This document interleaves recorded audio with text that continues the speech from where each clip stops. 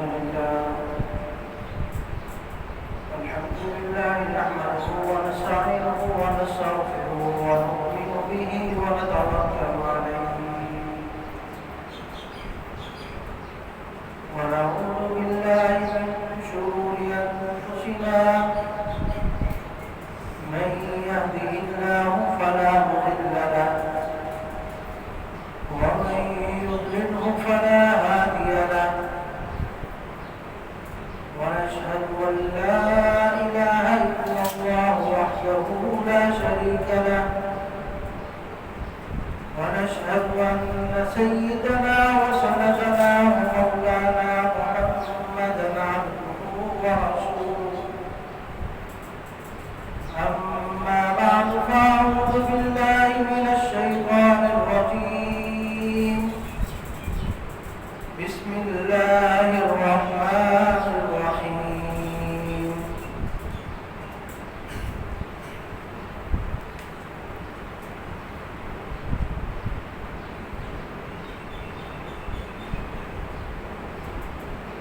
يا أيها الذين آمنوا اتقوا الله حق تقاته ولا تموتن إلا وأنتم مسلمون وقال النبي صلى الله عليه وسلم النكاح من سنتي وفي رواية فمن رغب عن سنتي فليس مني أو كما قال عليه الصلاة والسلام صدق الله العظيم وصدق رسوله النبي الكريم ونحن على ذلك لمن الشاهدين والشاهدين والحمد لله رب العالمين. میرے واجب الاحترام قابل صد احترام دوستوں ساتھیوں،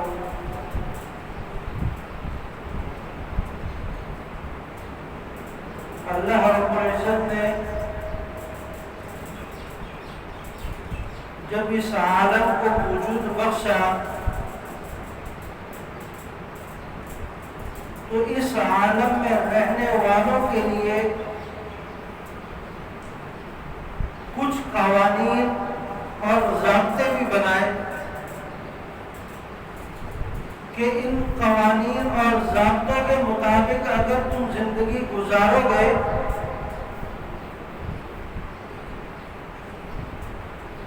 تو نبی اکرم صلی اللہ علیہ وسلم نے جو ہمیں احکامات بتلائے اور اللہ رب العزت کی جو چاہت ہے ہم سے، تو اس پر پورا اتر جاؤ گے۔ اگر ان ضابطے اور قوانین سے ہٹ کر چلنے کی کوشش کرو گے تو پھر قرآن پاک کی آیت ہے ان الانسان لفی خسر، کہ انسان خسارے والا ہے، تو پھر اس خسارے کو اٹھانے والوں میں آپ بھی شامل ہو جائیں گے۔ بہت آسان فارمولہ ہے، بہت آسان ضابطہ ہے، بہت ہی آسان قوانین ہے، اگر اوپر چلا جائے تو وہ انسان کی فطرت بن جاتے ہیں، اور ایک عقل مند انسان، ایک سوچ و بچار رکھنے والا اور عقل رکھنے والا انسان کبھی بھی ان ضابطوں سے ہٹ کر چلنے کی کوشش نہیں کرے گا، ان ضابطوں کے مطابق زندگی گزارنے والا ہوگا۔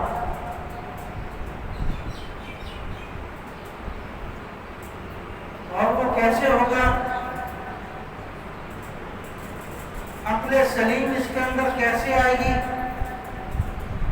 یہ اچھی باتوں کا ادراک کیسے کرے گا؟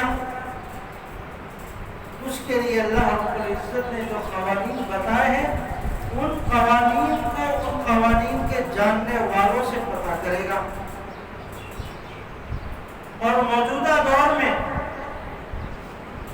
وہ علماء حق اور مفتیان کرام اور اللہ والے اور جن کو دیکھ کر دین سمجھ میں آئے وہ لوگ ہیں۔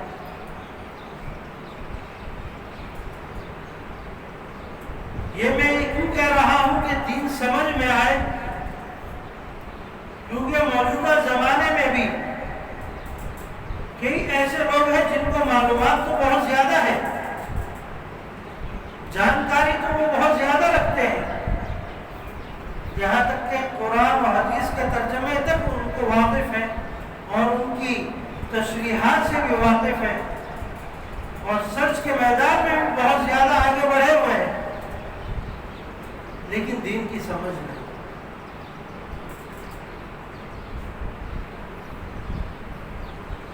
دین کی سمجھ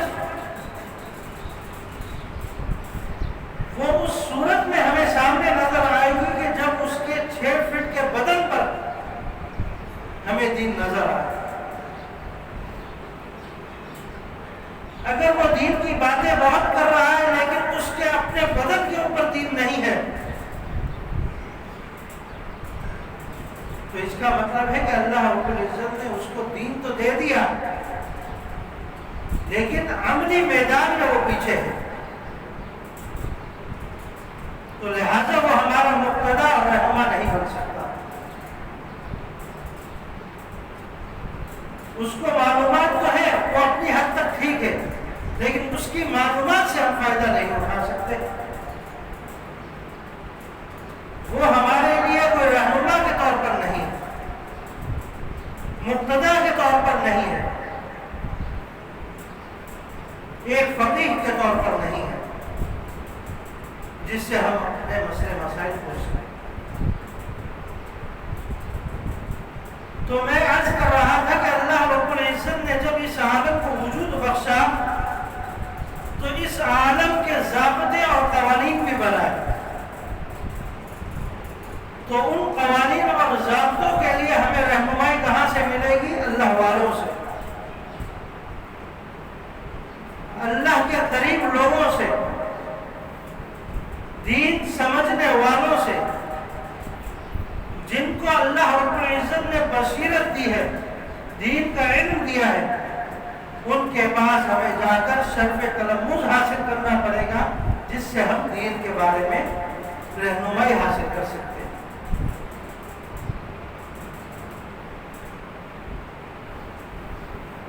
آج کوئی بھی اٹھ کر آپ دیکھیں گے نوبل انعام یافتہ بھی ہے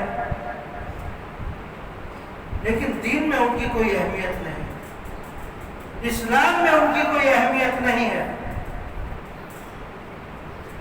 وہ اپنے آپ کو مشہور کرنے کے لیے چند جملے بول دیتے اور وہ میڈیا میں، سوشل میڈیا پر بہت چلتا ہے، وہ کہا جاتا ہے، ایک مثال ہے کہ مشہور ہونا ہے تو کیا کیا ہے؟ ایک شخص نے کہا کہ مشہور ہونا تو کوئی مشکل نہیں ہے، وہ روڈ پر گیا اور جا کر اسے پکانا کر دیا۔ اب جو گزر رہا ہے یہ کس نے کیا؟ فلاں نے کیا۔ یہ کس نے کیا؟ فلاں نے کیا۔ وہ چند گھنٹوں میں مشہور ہو جاتا ہے، پورا علاقہ اس کو جان جاتا ہے۔ تو مشہور ہونے کے لیے کوئی بڑا کام کرنے کی ضرورت نہیں ہے، آپ کوئی انوکھا کام کر لیں تو الٹا سیدھا کام کر کے اس سے بھی مشہور ہو جائیں گے۔ تو اسی طرح یہ پچھلے دنوں کل پرسوں کی یہ خبر چل رہی ہے جس کا بڑا نام ہے، وہ کہتی ہے کہ دین کے اندر نکاح کرنے کی کیا ضرورت ہے؟ آپ بغیر نکاح کے بھی اپنا پارٹنر رکھ سکتے ہیں اپنے ساتھ اور اس کے ساتھ اپنے تعلقات رکھیں جو بھی ہے۔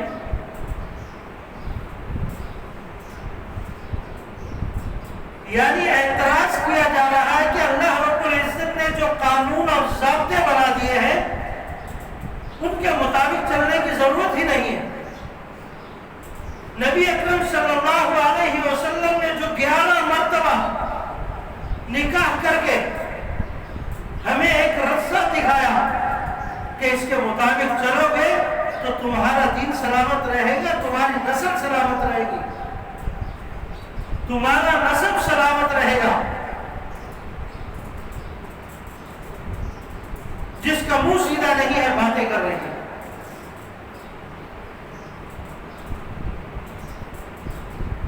ایک شخص مسواک نہیں کرتا، ایک اتنا سنت ہے مسواک کرنا، چھوٹی سی معمولی سی سنت ہے، مسواک نہیں کرتا کوئی بات نہیں، تو اس کو برا بھلا نہیں کہے گا، ایک سنت کو چھوڑنے والا ہے، لیکن اس سنت کو برا نہیں سمجھتا۔ لیکن کوئی اگر شخص اٹھے اور کہے کہ یہ لکڑی ہے اور اس کو حقارت کی نظر سے دیکھے تو کافر ہو جائے۔ تمہارے عمل کے اندر وہ چیز نہیں ہے کوئی بات نہیں، لیکن اس کو حقیر جانو گے تو کافر ہو جاؤ۔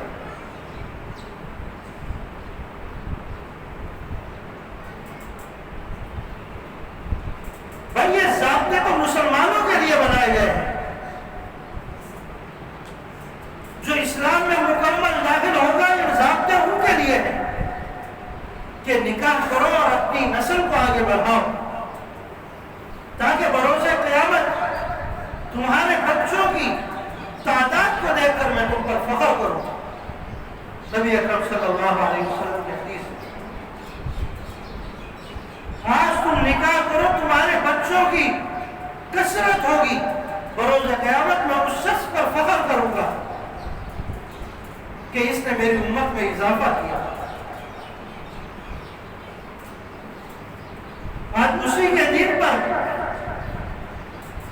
ایک ادنا شخص اٹھ کر یہ کہے کہ اس کے نکاح کی کیا ضرورت ہے، بغیر نکاح کے بھی لوگ زندگی گزار رہے ہیں یا زندگی گزار سکتے ہیں، ایسی بات کی جائے تو یہ قانون کے خلاف ہے، اسلام کے خلاف بات کی جائے، دائرہ اسلام سے خارج ہو جاتا ہے بندہ ایسی باتیں کرنے والا، اور دنیا اسی کو انعام، نوبل انعام دے رہی ہے۔ تو میرے بھائیوں، دوستوں، بزرگوں، یہ ہماری نسل کو برباد کرنے والی بات ہے۔ یہ چاہتے ہیں جس طرح یورپ میں، امریکہ میں کسی کا نسب نہیں ہے، کسی کو پتا نہیں ہے میرا باپ کون ہے، کسی کو پتا نہیں ہے میری ماں کون ہے۔ ایک وقت تھا جب امریکہ کے اندر شناختی کارڈ کے اوپر ماں کا نام لکھا جاتا تھا، آج وہ وقت بھی آ چکا ہے کہ ماں اور باپ دونوں کا نام نہیں، کسی کو پتہ ہی نہیں بچہ کس کا ہے اور کہاں سے آیا۔ تو وہ لوگ یہی چاہتے ہیں کہ پاکستان میں بھی یہی ہو، مسلمانوں کے ساتھ بھی یہی ہو، کہ مسلمانوں کی تاریخ ایسی نہیں ہے کہ یہ اپنے اونٹوں کا نسب بھی یاد رکھتے ہیں، یہ اپنے جانوروں کا نسب بھی یاد رکھتے ہیں کہ یہ جانور کہاں سے آیا ہے، سارا ان کو پتا ہوتا ہے۔ ہماری تاریخ تو یہ رہی ہے، تو ہم اپنے بچوں کا نسب کیسے یاد نہیں رکھیں گے، اپنے آبا و اجداد کا نسب کیسے یاد نہیں رکھیں گے؟ یہ تو ہماری کم علمی ہے کہ ہمیں اپنے نسب کا صحیح معلوم نہیں ہوتا، ورنہ عرب کیا، ہاں اس چیز کا بہت اہتمام کیا جاتا ہے، وہاں ان کا بچوں کو نسب یاد کروایا جاتا ہے، جو اس کا اہتمام کرے، جہاں تک اپنے نسب کو محفوظ رکھ سکتے ہیں اس کو لکھ کر محفوظ کریں، تاکہ یہ سلسلہ چلے، آپ کے آنے والے بچے اس کو یاد رکھیں۔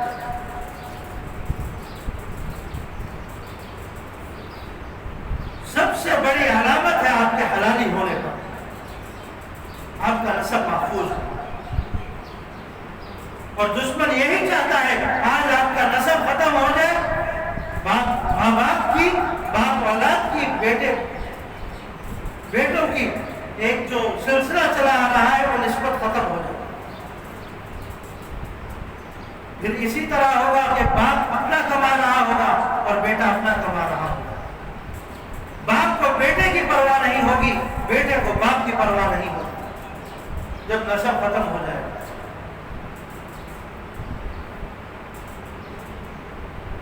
پچھلے دنوں ایک قانون پاس ہوا تھا, ہمارے صدر صاحب کو سلام کرتے ہیں, ماں باپ کے حوالے سے انہوں نے ایک قانون پاس کیا جو دنیا کفر کو بہت برا لگا اس کو, اور اس کے بعد پھر اس طرح کے بیانات آنا شروع ہوئے. وہ قانون تھا کہ باپ اپنے بیٹے کو گھر سے نہیں نکال سکتا, چاہے وہ بیٹا کرائے کے گھر میں رہے ہو, اپنے ذاتی مکان میں رہتا ہو. آج جس طرح مغرب نے ہمیں اولڈ ہاؤس بنا کر اس طرف ہماری توجہ دلا دی ہے کہ باپ جب بوڑھا ہو جائے تو اس کو گھر میں رکھنے کی ضرورت نہیں, اس کو اولڈ ہاؤس میں پہنچاؤ. لیکن ہمارا دین کہتا ہے تمہارا باپ ہے, اس کی خدمت کرو گے تو تمہیں جنت ملے گی. ان دونوں میں سے اگر کوئی تمہارے پاس ابھی حیات ہے, ان کی خدمت کر کے اگر تم جنت نہیں لے سکے تو حضرت جبرائیل علیہ السلام کی بددعا ہے جس پر نبی اکرم صلی اللہ علیہ وسلم نے آمین کہا کہ وہ شخص برباد ہو جائے جس شخص کے ماں یا باپ دونوں میں سے کوئی ایک موجود ہو اور وہ ان کی خدمت کر کے جنت نہ لے سکے. ایسا شخص برباد ہو گیا. اور مغربی دنیا ہمیں اس چیز سے دور کر رہی ہے کہ باپ بڑا ہو جائے, گھر میں بک بک کرے گا, اس سے اچھا اٹھا کر اس کو اولڈ ہاؤس میں پہنچا دو, اپنی زندگی آسانی سے گزارو. یہ ہمارا نظریہ بنایا جا رہا ہے. حالانکہ اگر وہ بڑا باپ گھر کے اندر موجود ہے اور وہ اس طرح کے آپ کو مختلف معاملات میں روکتا ہے, یقیناً اس میں آپ کے لیے خیر ہے. آپ کو ابھی وہ شاید بات پتہ نہ چلے,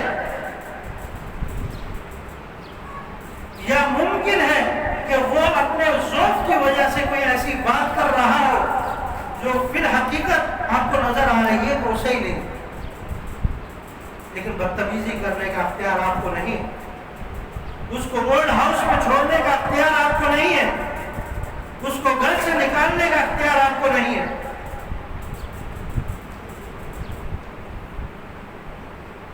ایک بات حضور علیہ السلام کی خدمت میں حاضر ہوتے ہیں اور کہتے ہیں کہ میرا بیٹا مجھے صحیح طریقے سے میری خدمت نہیں کرتا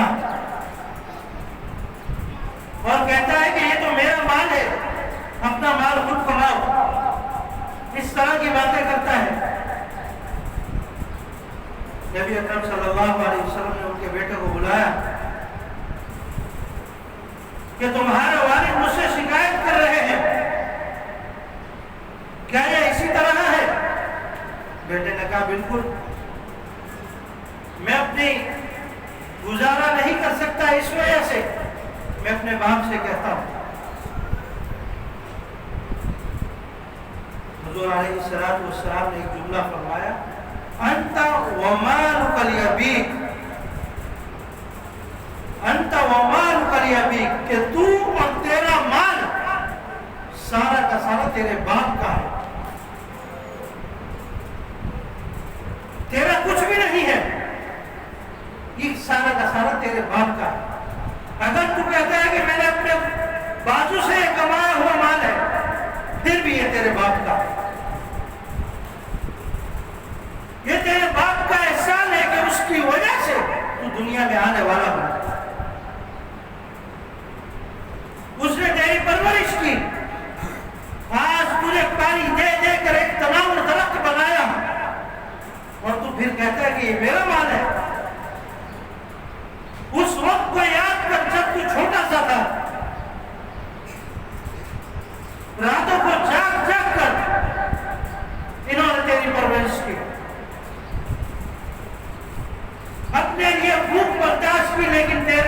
انتظام کیا. تجھے دوا کی ضرورت تھی وہ دی,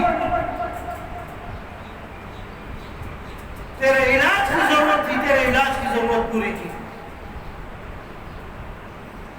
تو کسی کھلونے کی طرف دیکھ کر متوجہ ہوتا تھا, تجھے کھلونا دے کر دیا. آج تو کہتا ہے کہ یہ میرا مال ہے, میں اپنے باپ کی خدمت نہیں کر سکتا. تیرے لیے یہ بربادی ہے اگر تو یہ اپنے زبان سے یہ جملے کہے. اگر ایسی باتیں کرے گا تو جہنم اپنے لیے واجب کر دے گا. دنیا میں اگرچہ تجھے بہت مال و متاع مل جائے, لیکن آخرت میں تیرے لیے وہی جہنم ہے. تو اپنے ماں باپ کی خدمت کر کے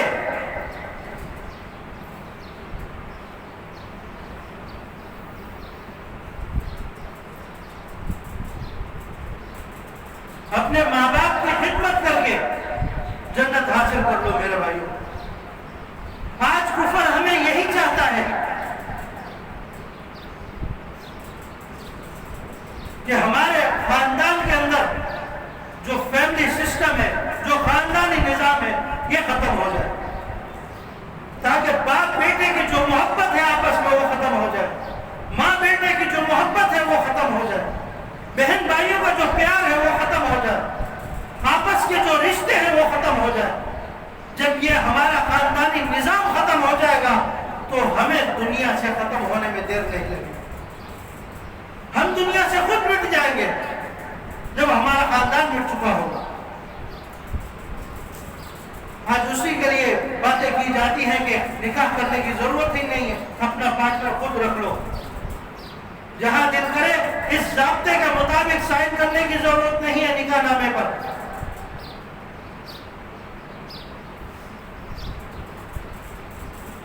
تو میرے بھائیو دوستو بزرگوں, کبھی بھی اس طرح کی بات ہو اپنے علماء کی طرف رجوع کرو,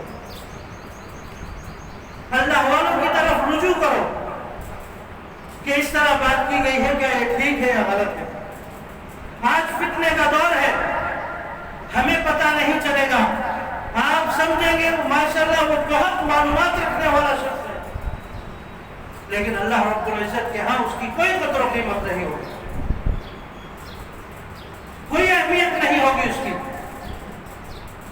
تو ایسے لوگ آپ کو جہنم کے قریب تو کر سکتے ہیں, جنت کے قریب لے جانے والی بات کبھی نہیں ہے.